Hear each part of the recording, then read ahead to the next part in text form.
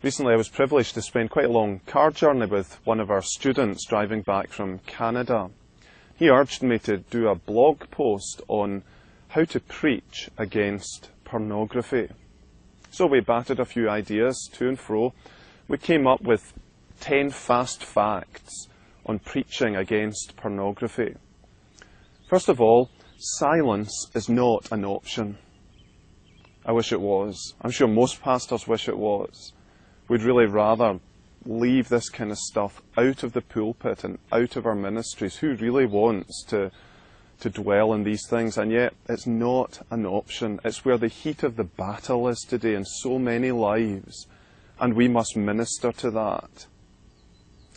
But secondly, you mustn't preach too much on it, too often on it.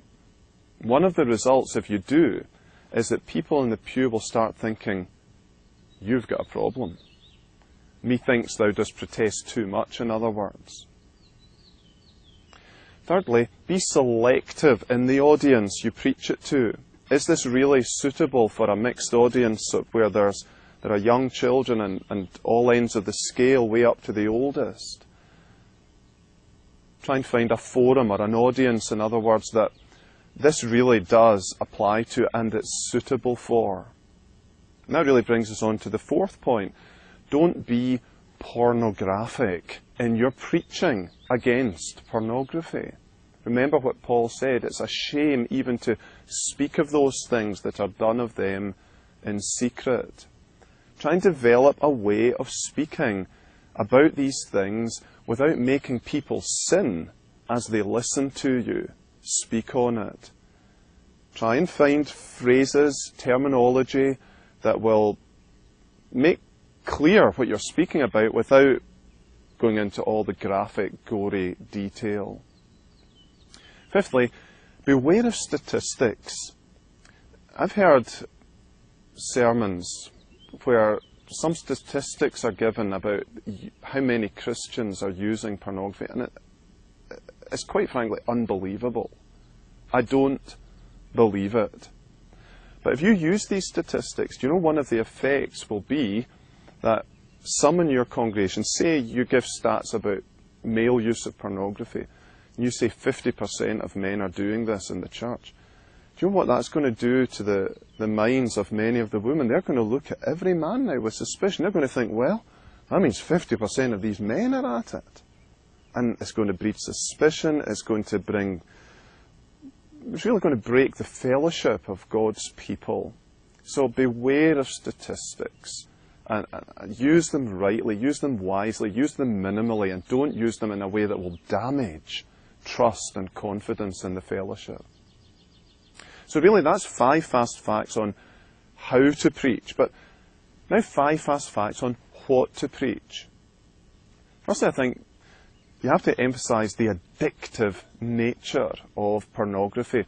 They say of drug addicts that their pursuit of drugs is really an attempt to recapture the first high again. And every joint and every injection is some desperate attempt to get that first high again.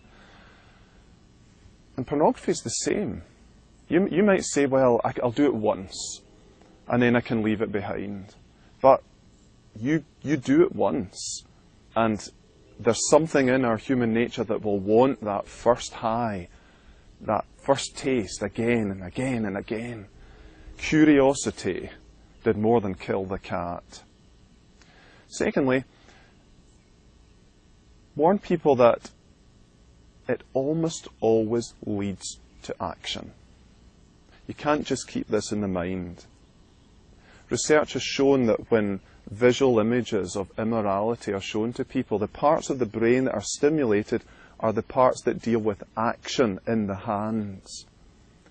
In other words, what you're doing is you're urging your hands to act. The picture will lead to action.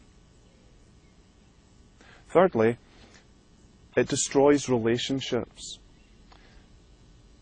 If you take these images into your mind, it will scar your mind. They will stay in your mind much longer than sermons and verses that you memorize. And so any relationship you have or will have is going to be destroyed, or at least very damaged, because these images are going to come flooding back into your mind, and instead of loving this person God has given you, you have this other image interfering all the time. Fourthly, be practical. Don't just condemn it, but help people deliver themselves from it by God's grace. Give them practical hints, like make sure that computer's in a public place in the house.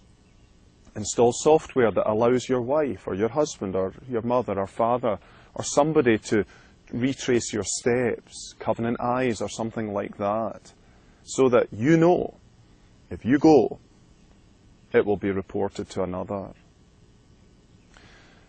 And lastly, be grace-filled.